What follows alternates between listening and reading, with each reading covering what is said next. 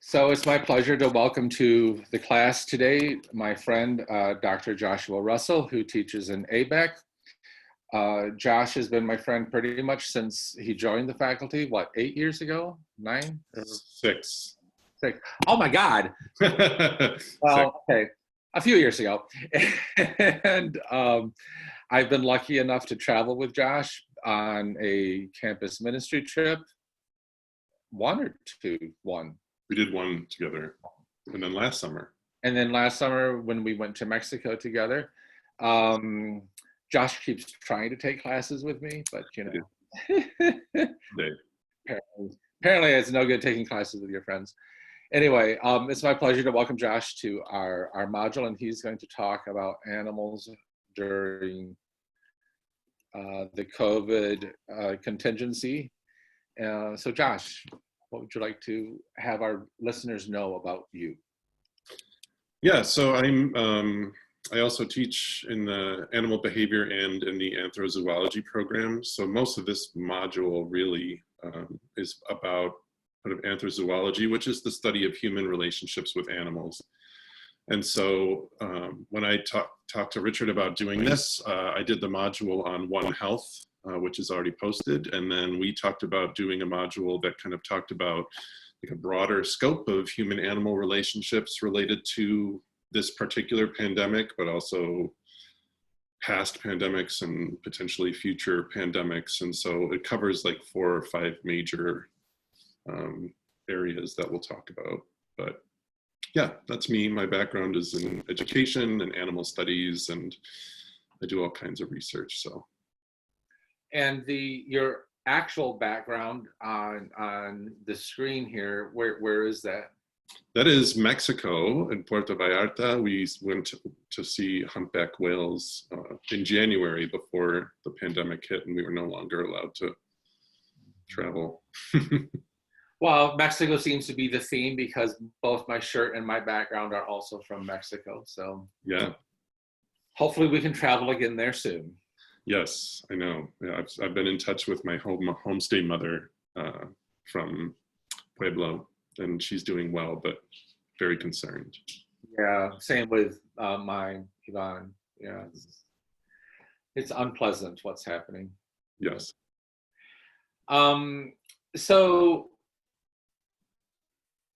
I know that one of the things that you and I have talked about in relationship that is this relationship of people and their pets.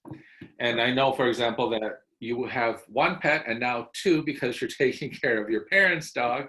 Yes. You live in Canada and cannot cross the border back.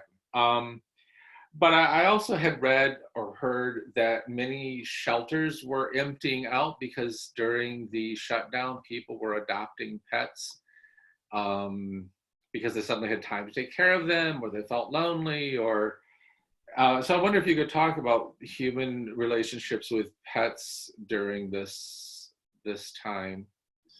Yeah.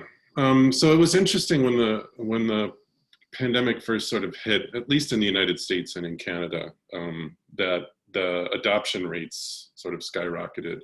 And that's interesting because it was partly a matter of shelters recognizing that their huge reliance on volunteers and on foster homes and all the human exchanges and interactions that went into caring for animals in the shelter system would be ended rather abruptly. And so a lot of them made a push to adopt pets out. But I've also seen just in social media and all over the place how many people are using the quarantine and all of the time that they have at home to adopt pets. And so there's been a lot of sort of publications and podcasts, and I have some linked in the module about, is it a good idea to adopt pets or to purchase pets while we're in these kinds of conditions? Because on the flip side of that is a lot of people have been surrendering their pets or euthanizing their pets. When COVID first hit, I don't know if you remember, there was rumors that people's cats were getting COVID, right? And that and there was a couple tigers at the Bronx Zoo that were shown positive with COVID. And so the assumption was that animals in people's homes could get it or could spread it to them. And so people were surrendering animals, animals were being euthanized. And so like I always tell all my students in our program, like any of our relationships with any group of animals is so extremely complicated. So while it may seem that more people are adopting, at the same time, we know that more people were surrendering their pets. And yeah. Well, and also I would imagine that once things return to some level of normalcy, that people might find they don't have the time to take care of the pet that they did during the contingency, or that there may be effects we won't see for a couple more months or so, right? Yeah. Yeah, and I'll just say about that, I mean, some of our grad students that come and do our program are really amazing trainers. And so they work with people and their dogs and people and their cats.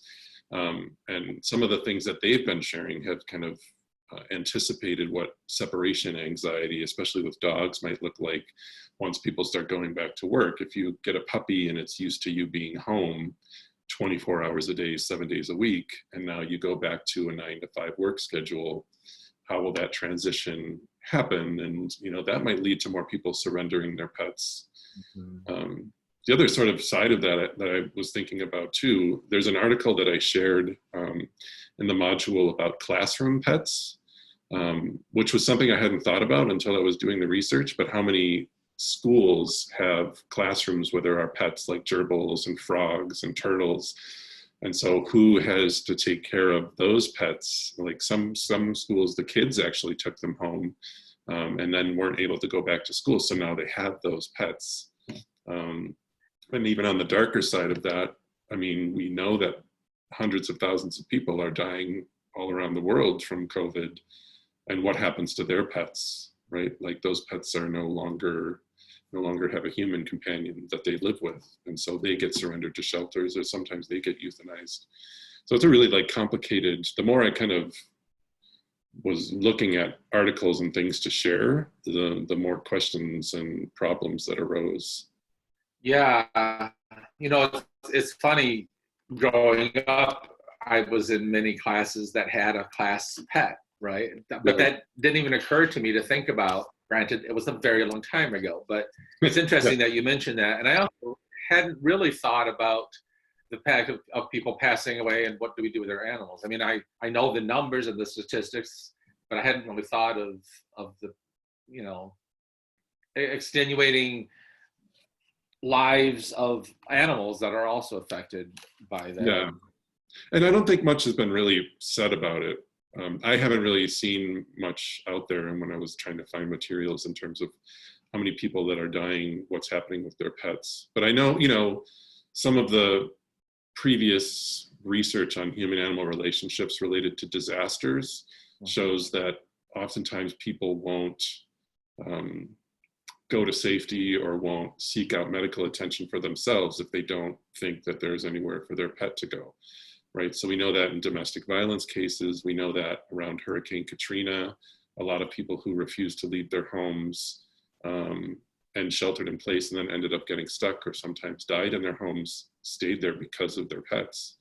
And so that may be something that's happening too. I mean, people may be afraid to go to the hospital if they're really sick because there's no one to take care of their dog or their cat. Right. Bird, That's, wow, I hadn't even thought of that. That's it. Wow. Yeah. It's funny you mentioned about your grad students and separation anxiety, because one thing I've noticed is a lot of humorous memes about people and their pets during COVID, like the cat rolling its eyes because why don't you leave? Right. You're here. And the dog is like, oh my God, I love this. You're here all the time. Yeah. So, and I know it's funny, but it also could down the road produce issues between pet owners and their pets if there's not a transition period for that. Yeah. Yeah, and I think that's why it's good to, a lot of the animal trainers are now doing work online and online consultations, and there's a lot of really great animal trainers out there that, you know, can help people think about how to transition so that, you know, I wouldn't want people to adopt an animal while they're in isolation and then to have to surrender it later. There are ways to transition to make that better. I'm not an animal trainer, but right. Yeah. I mean, I imagine that that's something that is challenging both for the pet as well as for the owner, right? I mean, these are things that impact across species. Yeah. Yeah. I know we'll miss my parents' dog when we finally are able to give her back. The question is, will she miss you? I don't know. Maybe. I think we've spoiled her quite a bit. And also, I wonder if Penny will miss her. Like, No. no.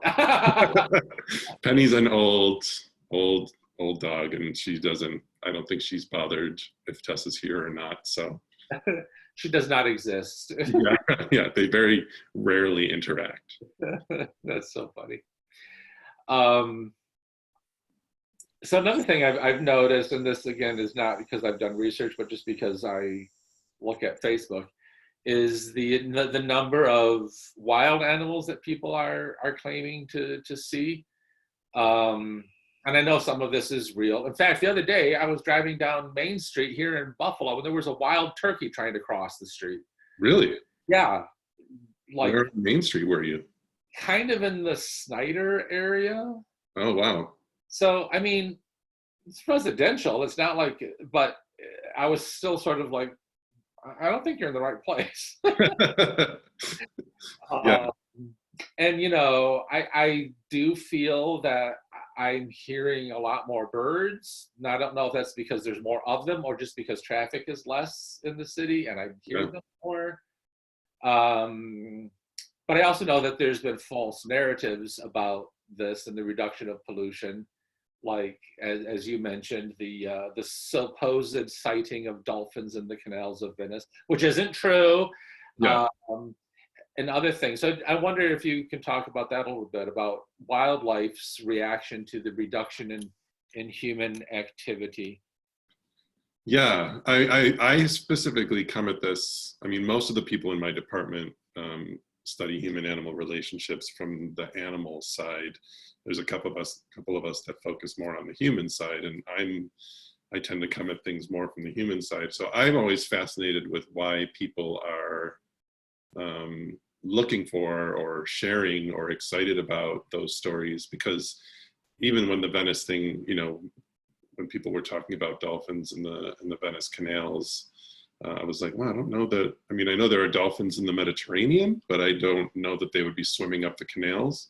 But I found it was interesting that people were reporting about it and were excited about it. And even ways people are saying things like, you know, nature is healing itself, or, you know, the virus is a reminder that we are guests on the planet. And some of those like sort of environmental ethics that people were expressing through all of this, I found that really interesting. And so, you know, when I was digging around, I found that there's some evidence that maybe there are places where wild animals, or even like feral animals that live kind of like, you know, at the boundaries between what are companion animals and wild animals, are actually exploring more urban areas and more willing to go across roads or highways because there's less traffic, especially early on. But as things have kind of normalized, it'll be interesting to see if any of those animals that have moved locations stay there. Other people have suggested that maybe we're just noticing it more, like you said, because maybe there's less traffic noise, or maybe because, you know, if you're driving down Main Street and you're the only car driving down Main Street, you might have more time to kind of look around and see what's around you. So it's probably that there's both, right? It's probably that there's a bit of, you know, more people paying attention, and there's more people who are, you know, looking for things that might not be there. Exactly, right.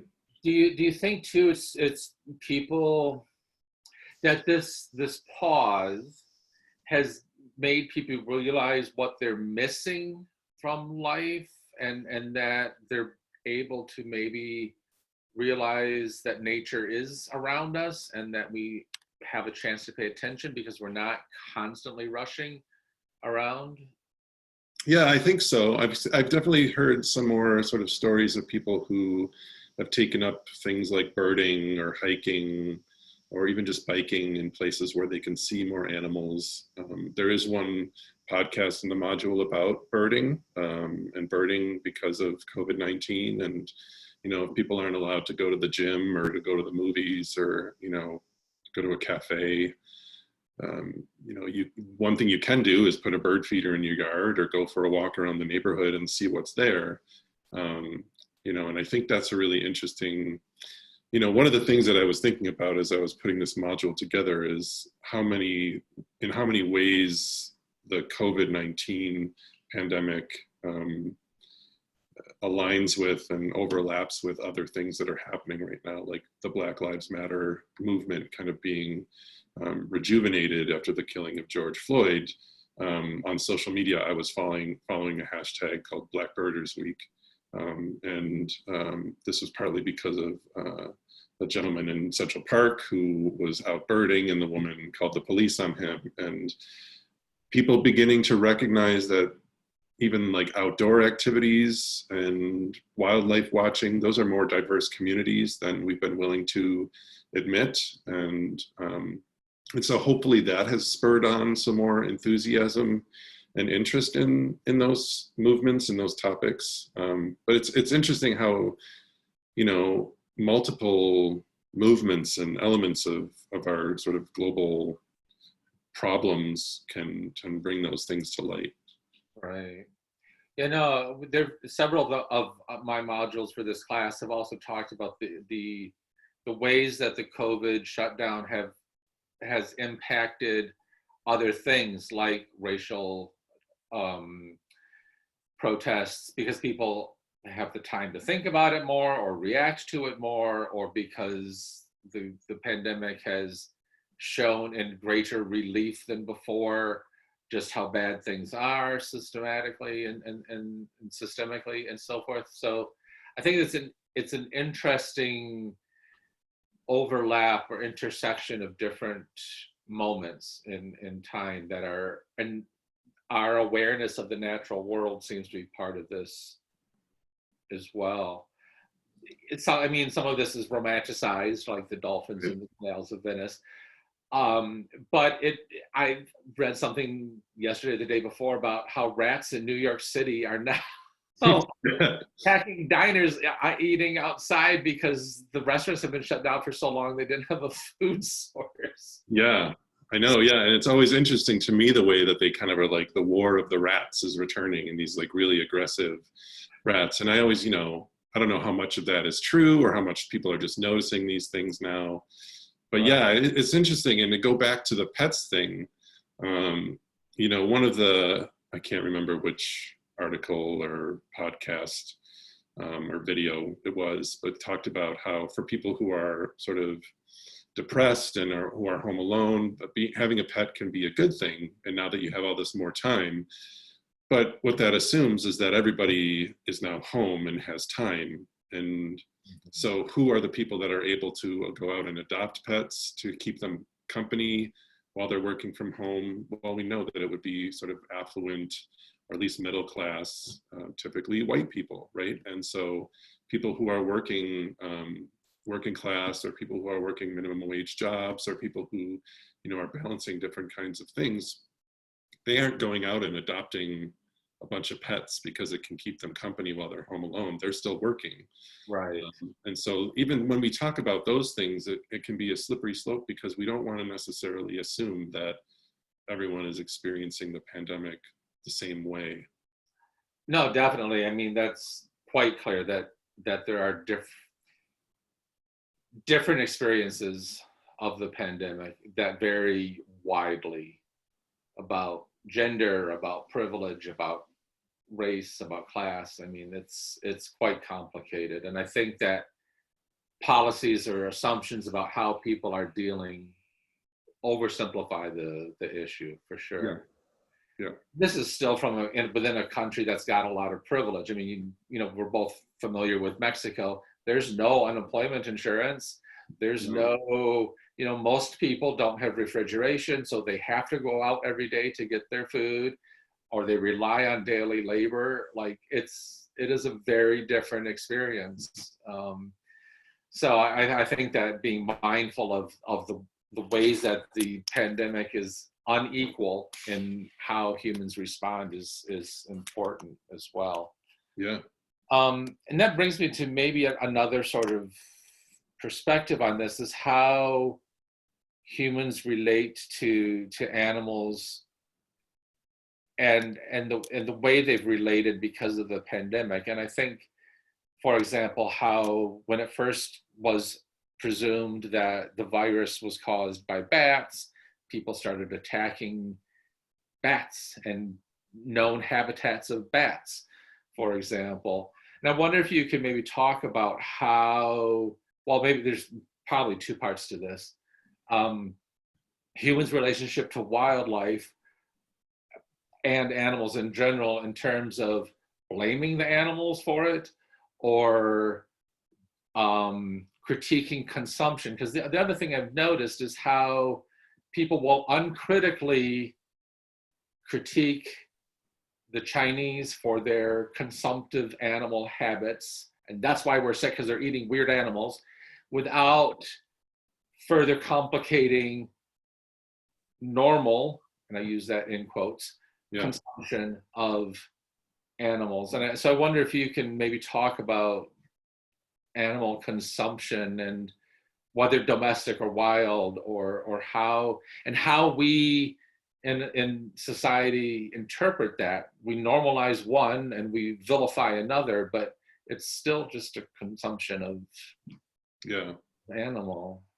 Yeah, I mean, I think that's one thing that's really complicated about this. And you know me, I don't eat animals, but as somebody who's traveled to other countries and been a host or a guest of people's in their homes in other countries, I have repeatedly said, if I'm in a working class community, or if I'm in a farming community in the middle of Guatemala, staying in somebody's home, and they are going to serve me chicken because that's what they eat, I would have a hard time telling them, like, no, I don't eat meat. You have to make me something else, right? And I think that kind of, for me personally, I mean, people's consumption of animals is a personal choice, but there are a lot of ways in which we assume and are willing to make judgments about what other people do and don't do. And especially when it comes to sort of cross-cultural or international assumptions, right? And so the assumption that Chinese people eat weird wild animals, and that they do things that are very unethical. And while the wildlife trade and wildlife trafficking is a problem, and in the One Health module, I do go over how some of the ways in which we're increasing our consumption of both wild animals, but also here in the United States and in Canada, factory farmed, really intensive farmed animals can cause disease and can spread, right? And so when the assumption was made that, someone in China ate a bat, and that's why we all now have this fear of coronavirus and people are dying, that's problematic, because we have other diseases that are spreading constantly, originating all over the world because of the ways in which we've consumed animals in really unsustainable ways, and really agricultural intensive ways. And so, when I was thinking about this module, I was trying to think about, okay, well, there are arguments to be made for, eating less meat, or eating no meat, or eating no animal products because of, compassion or ethics, or even the ways, to go back to, thinking about race, the ways in which different racial groups experience different hardships and oppressions because of food, right? So when the United States, when farmers in the United States began pouring out milk and began killing pigs and chickens and beef and cattle because slaughterhouses were closing down, the slaughterhouses started opening up again. And who works in slaughterhouses? well, it's not, you know, middle-class white people. There are all kinds of people, including migrant workers, who work in these very difficult conditions. And so forcing them back to work so that we could eat chicken wings and buffalo, right? While also blaming Chinese people on the other side of the globe who may be eating, who knows what they're eating. There's a lot of problems in that, right? And not looking at our own consumption practices, but being very willing to look at and critique consumption practices in other parts of the world. And so there's an article in the module about race and food that I think people who are interested in that topic would find interesting, because it's a complicated thing. And even for somebody who doesn't eat meat, for my own reasons, I think it's really complicated to just say, well, those people over there should stop doing that. Because the problems are right at our footstep, right at our doorstep. Absolutely. I think it's so fascinating to me in a disturbing way that we're so easy to criticize what they do without analyzing what we do. And it's also fascinating to me that we pushed as a nation to reopen the slaughterhouses because they're essential. Right. We don't value them, workers. We value the product, not the worker. But, you know, it's essential, even if their health is at risk, forgetting that most of these people are from marginalized or disempowered communities. Right. And it's about our needs and our wants and our desires, and forgetting the impact both on people and on animals in those circumstances. But I think part of this also, I mean, it's also, to me, we're not just consuming animals within that context, we're consuming people. We're happy to put them at risk and to pay them, you know, shit wages. And the other thing, though, I think that part of this is that we are divorced from the source of our food. Yeah. And so when we hear, oh, some Chinese ate a bat, or some Chinese ate a pangolin, it elicits a gross response, right? Because we see a connection, a living animal that has been consumed that shouldn't be consumed. Right. But I know for a fact, because I've seen it happen with students, is that they don't connect a living animal with the food that's on their plate. Right. And this example, I mean, I'll just give this one example because it's so startling to me. I was students in Cuba, and we were at an area out in the countryside where you could pay someone to have your picture taken with a Brahmin cow. Right, that's what they're called, the ones with the hump on their Yeah, zebu, or they're called different things in different places. Yeah. And this animal was incredibly well cared for, probably more than its human owner.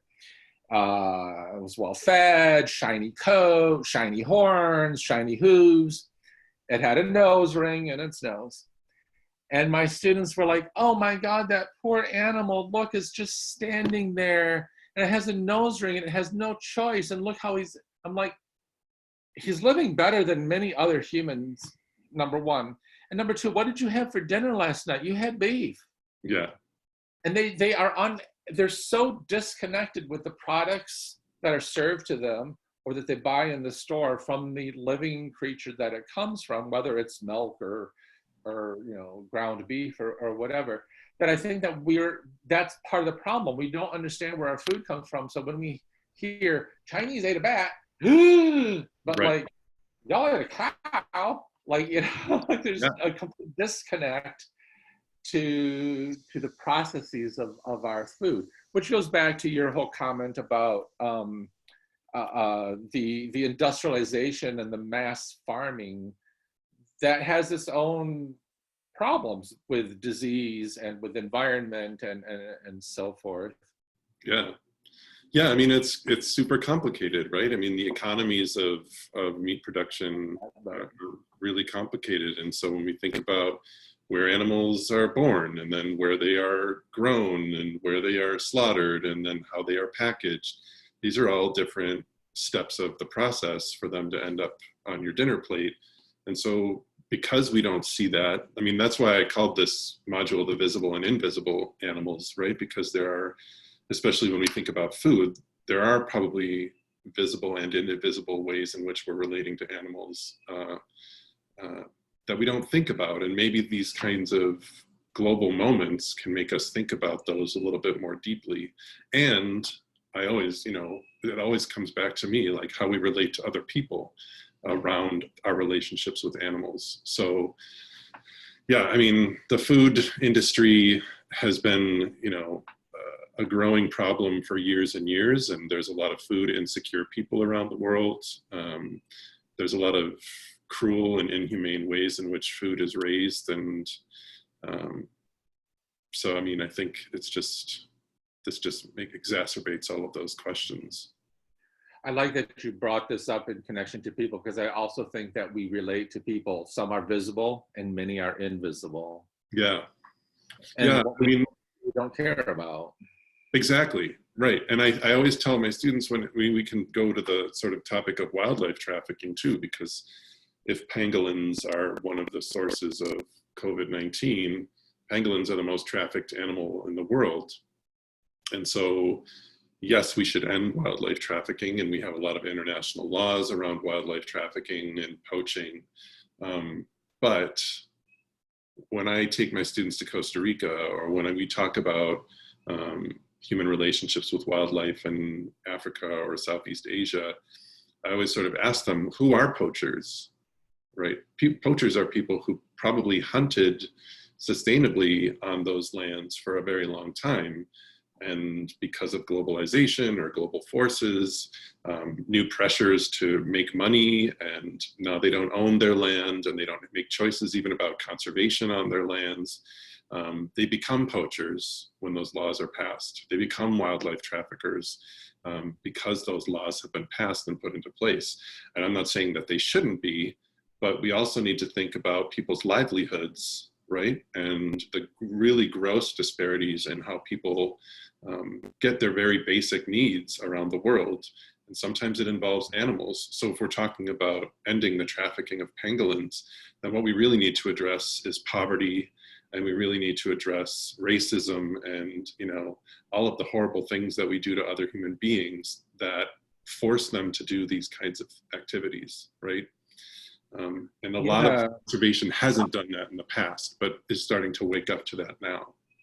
Well, I'm glad to hear that it's starting to wake up to that. I feel that things down into separate components. Oh, save the animals, save the whales, or whatever, save the pangolins, but not understand how things work in a system, and that you're not going to effectuate change unless you address systemic problems. Right. Because otherwise you're just shifting things around, like you said about the poachers, for example. And it's easy to create villains, and it's easy to then raise money to fight this or that, but it doesn't actually address the problems. Yeah. So on this subject of animals and COVID and wildlife and trafficking and so forth, I think we kind of have to talk about Tiger King. Yes. I found it grotesquely fascinating. I think probably because, it was dark couple of months there. Winter lingered a long time. This was like soap opera drama on steroids. I've been mistaken for the Tiger King upon occasion. But I'm I'm trying to, Yeah. I'm trying to understand why we were so fascinated with that, and why it continues to pop up as part of our popular cultural discourse narrative. And, you know, the whole Carol Baskin thing. Yeah. I mean, it continues to be a meme, right? It continues to be a meme. I see it on people's front lawns. You know, and every once in a while, at least once a week, it pops up on my news feed about something else with one of the people from there. And it's like a car wreck that you rubberneck to look at. You know, my husband, who's Sicilian, had a very different take on it. Yeah. Because to him, it reflected all of the worst possible stereotypes of what Americans are. Yeah. But so I just wonder if you want to talk about Tiger King, and why it was a thing and why it seemed the necessary thing for COVID, and how you think about COVID. Yeah. Well, I mean, when it first happened, it came out basically right when we were all sort of first forced to stay home. And so we binge watched it here in our house. And we both thought the same thing. I mean, a lot of sort of op-eds and people have written about the fact that Tiger King could have been more about the actual tigers and the animals that were being kept in really horrible conditions, and this practice of trading in wild animals. I mean, there's more tigers in captivity in the United States than there are in the wild in the rest of the world. But it kind of became a show about excess and voyeurism, and we were enthralled by the personality cult of Joe Exotic, and being in this polygamous relationship and drugs. And, I think a lot of my students didn't want to talk about it because they didn't think it was enough about the tigers. But, I think it's an interesting moment to reflect on why it is that us all being forced to stay home sort of aligned with this sort of cultural phenomenon. And you as a sort of cultural critic and sort of literary person, you might have more to say about the connections between Tiger King and COVID. But I know for me, I will always kind of pair them together, right? Like at least those first couple months, and then thinking about like all of our really crazy relationships with animals, but how we often don't really give them full due because of the crazy ways in which we the people that are involved in those things, the people were really more the story than the animals were. That's true. I mean, I sort of felt there was a coda about the animals, like when Joe had some momentary understanding because he had kept the two things or gorilla. There was two or chimpanzees. There was simians of some sort, and that he had kept them separate cages, and then they could finally touch, and this sort of thing. A realization that only came to him once he lost his freedom and so forth. It was a fascinating dovetailing of things. I don't know that it would have been popular had it come on before COVID, because I don't think it would have been something I would have normally watched otherwise. But I would have told you to watch it. Okay, I probably would have watched it, but the context in which it was watched, I think, is inextricable in how we understand it and approach it, and maybe explains why it was a cultural phenomenon. I mean, in some ways, each of those people, because of their investment in captive animals, were also captive. Like they couldn't go anywhere. Right. And maybe that was some sort of way in which we felt connected to, because they treated them as if they were pets, some like in living with them and so forth. mean, I think there was certain aspects of it that unstated in the series that people who were also forced to be home could identify with, and yet find some voyeuristic escape because their life, I mean, our lives were relatively calm in comparison. Yeah.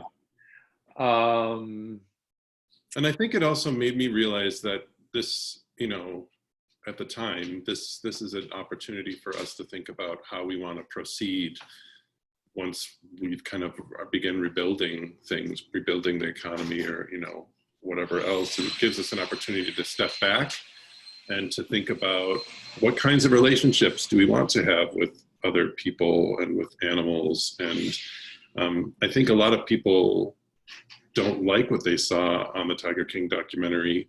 And again, it's not just the animals, but it's also who were the people that were taking care of the tigers. Well, they were people who left, some of them were people who left the prison system and were no longer able to find employment elsewhere. They were taken advantage of by, you know, a powerful person who would pay them a pittance, but they developed really strong bonds with the animals.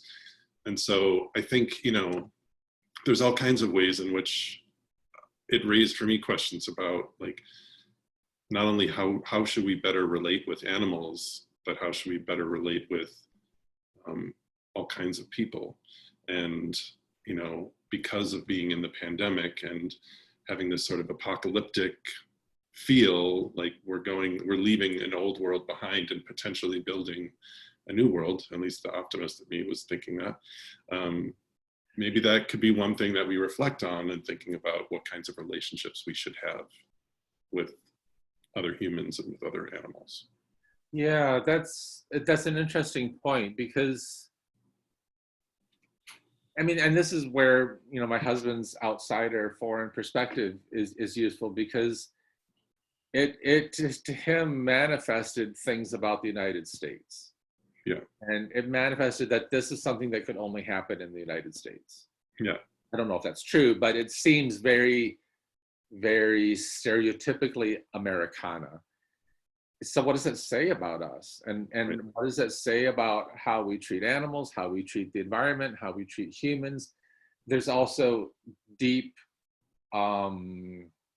economic issues that are raised there, social issues, gender and sexuality issues, and I think that it held up a mirror that made us perhaps uncomfortable, so we laughed at it. Yeah. But it's a mirror worth examining, Yeah. as something reflective of who we are as a society. As we wind down our discussion about animals and human relations during COVID, do you want to talk about lab animals, which we haven't really talked about? Yeah. You know, again, in the module, I included a couple things, a couple readings, and then a really interesting podcast. Because again, if we think about invisible animals, as we have this global movement to push for a vaccine, I mean, like, there are billions and billions of dollars being spent. A lot of people have, you know, turned their focus solely to doing research towards a vaccine and a treatment for COVID-19. Of course, behind the scenes, that means testing on, you know, I've heard testing on rhesus macaques and testing using proteins and antigens that are derived from chimpanzee blood. And, you know, all of the vaccines are tested on rodents of different kinds. You know, I've heard, and then there was a study that came out that I didn't really follow up on, but about hamsters and why people should wear masks based on some research that was done with hamsters and, you know, acquiring diseases. So, I mean, all of those animals are there in the background already. But I think this is, again, another opportunity for us to think about whether we're okay with and those animals being sacrificed and living in certain conditions in order to produce vaccines. And I think you know, I don't have any numbers about this, but I think the large number of people in our population are still okay with us having animals in laboratories so that we can develop medical treatments for human beings. But I would also wager that a growing number of people would want to see those animals live better lives. And so there have been a lot of really interesting ways in which animal welfare and animal enrichment, which is sort of giving animals an opportunity to express their sort of naturalistic behaviors while in a captive setting, have improved and still have a long way to go to improve. But that's something that we should be thinking about as well. There's a really interesting podcast about horseshoe crabs, which are this millions of year old, you've seen them at the beach, I'm sure. And what's interesting about horseshoe crabs, among many things that's interesting about them, is that they have blue blood. Yeah. And so I've seen recently people sharing things about horseshoe crabs getting bled, but they take about 30% of their blood and then re-release them. Anywhere from 5% to 30% die despite, their attempts to not do it in a lethal way. And people are sort of outraged about this, but this has been going on for quite a long time. And so, again, I think the pandemic has provided us an opportunity to reflect on and see and hear about all of these ways in which we already were in relationships with animals, but we didn't maybe necessarily give it the attention at a public level that it deserved. And so are people uncomfortable with seeing those images of horseshoe crabs being hooked up to machines and having blood drawn? Well, if they are, then we need to ask questions about the ways in which we fight viruses and bacteria and pathogens. And there are a lot of people who do research using non-animal based modeling and other ways in which we can do sort of medical treatment research, but that's still way behind in terms of, being effective and being able to replace all of those other ways in which we use animals in laboratory settings. So I included a bit of material on that because I wanted people to think about, in our rush to get a vaccine so that lives can return to normal, what it is that means and requires of non-human animals. Right. Sacrifices that go into that. Right. It's this conversation has been very interesting to me. It's made me think about things differently, or things I hadn't thought about before, like the classroom pet, for example. Yeah. But it also makes me wonder how we judge people based on whether or not they have pets or what their relationship is to animals. I mean, much has been made of the fact that our current president does not have a pet. Yeah. What does that mean about his empathy or whatever? And I don't want to turn this into a political discussion, but it's interesting how we have such a, I guess, both a complicated and an incomplete relationship to and understanding of our relationship to the animal world as a society. Yeah. Because I think most of our relationship to the animal world is actually invisible. Right. And only small parts of it that make us feel good are visible. Our pets, for example, Yeah. the cute bunnies that are now, proliferating in people's yards eating clover. That we don't have a deeper and more complicated understanding of it. And then when we see the fake dolphins in the canals of Venice, we're like, oh, look, we've solved our, it's all great. We just need to clean things up and it's great. And it oversimplifies with a false mythological narrative that makes us feel good, but we haven't actually addressed any of our deeper problems with our abusive or exploitative relationship with animals. Yeah. Yeah. And one of the things that I really love about my job is that, when I tell people I'm a professor of animal behavior or human-animal relationships, they tend to think people don't say this to my face necessarily, but I can tell they think it's more like of a cute job. But, we do have students that come in and they tell me, I want to study animals because I don't like people. But I always tell them, like, when we study animals, at least in my classes and in the classes in our department, we're really also looking at the really complicated human world, right? And the ways in which humans think about animals, relate to animals, consume animals. Most all of our behaviors involve or impact other animals. We are animals. So, you know, in order to understand and think about conservation or animal behavior or ecology, you really have to think about really complicated human issues and systems and, you know, forces and politics and economics. And so, you know, I think doing this module for your course has kind of reminded me of, in doing a deeper dive in some of these topics, how interconnected all of these things really are. And I know that sounds kind of like a eco-spiritual thing, but I mean, every time I dig deeper into my topics that I do research on and teach about, I'm always amazed by how complicated they are because of, you know, human relationships with each other.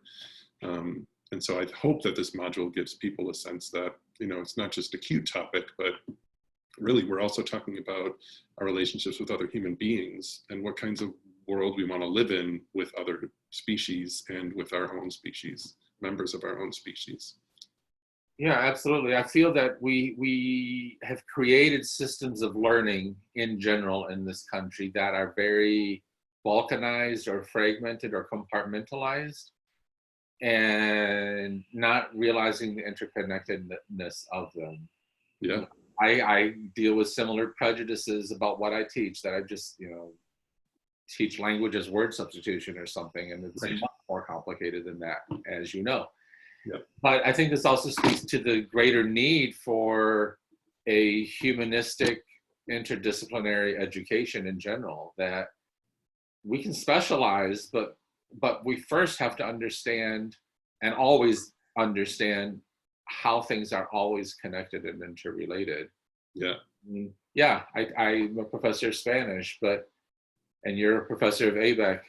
You'd think, what do we have in common? Well, we've both been to Mexico. We can understand how language helps us understand and interpret and relate to the world around us, including the animals in which, you know, that inhabits. So I think this is a good plug for reminding people of the importance of a holistic, humanistic education, not just as a foundation, but throughout whatever it is that you study and do throughout your life.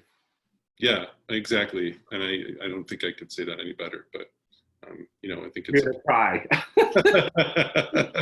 No, I mean, because I do value, you know, all of the different perspectives. I mean, I have an interdisciplinary background, and so I'm probably not necessarily an expert in any one field, but I believe that I am an expert in looking across fields.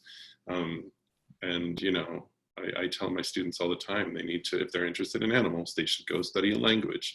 If they're interested in animals, they should go study economics. If they're interested in animals, they should, you know, take Davide's class on animals in the ancient world, because it shows us how we've gotten to where we are in our thinking. And so, yeah, I mean, I think it's just a great way of understanding that we need a better cross-cutting education, the liberal arts education. True liberal arts education, absolutely. Yeah. Well, on that note, Josh, I want to thank you for taking the time to speak with us and to and give us the links for further study. So I encourage people to check out the module and the various links, readings, podcasts, and so forth that are in the module. So thank you.